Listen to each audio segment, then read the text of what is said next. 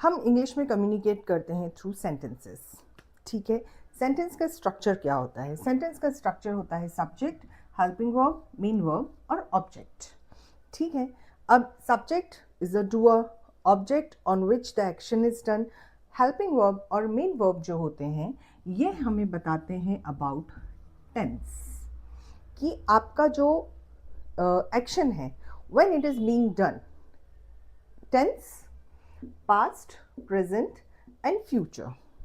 अगर हो चुका है, भूतकाल की बात हो रही है, it is past tense.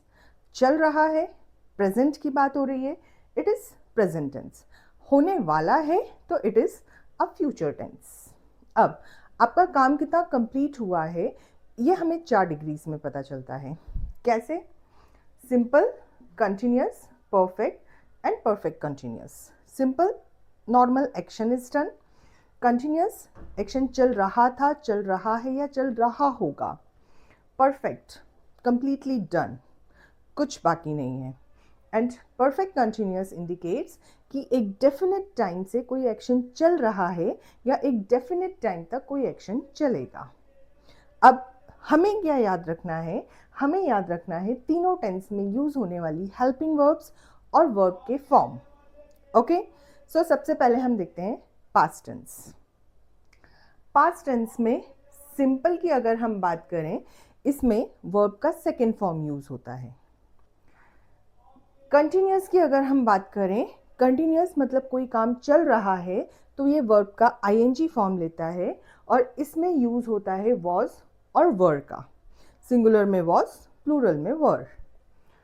Perfect की बात करें तो वर्ब का थर्ड फॉर्म इंडिकेट करता है the perfect completion of the task.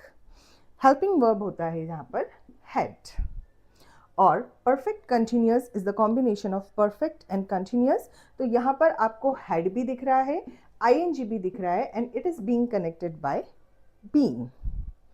Okay, similarly present में सिंपल में यूज होता है वर्ब का first form S N E S के साथ में।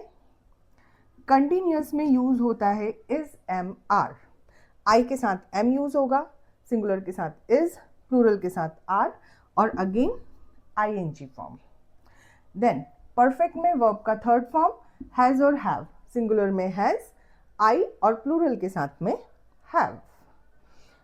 Perfect continuous combination of these two. तो you can see verb ING has have, इसको कनेक्ट कर दिया हमने बीन से। फ्यूचर देख लेते हैं। विल के साथ में वर्ब का फर्स्ट फॉर्म, देन कंटिन्यूअस में विल बी, आईएनजी। वर्ब का third form will have and combination of these two verb ING will have, इसको कनेक्ट कर दिया हमने बीन के साथ में। सो सिंपल की जब हम बात करते हैं, वर्ब का first and second form use होता है। परफेक्ट में वर्ब का थर्ड फॉर्म यूज होता है। कंटिन्यूअस में वर्ब का आईएनजी फॉर्म यूज होता है। परफेक्ट कंटिन्यूअस में वर्ब का आईएनजी फॉर्म यूज होता है। अब जो नेक्स्ट होगा उसमें हम डिस्कस करेंगे कि वर्ब के फर्स्ट फॉर्म के साथ एस और ईएस किस सब्जेक्ट में लगता है, किस में नहीं लगता है। Stay tuned for more.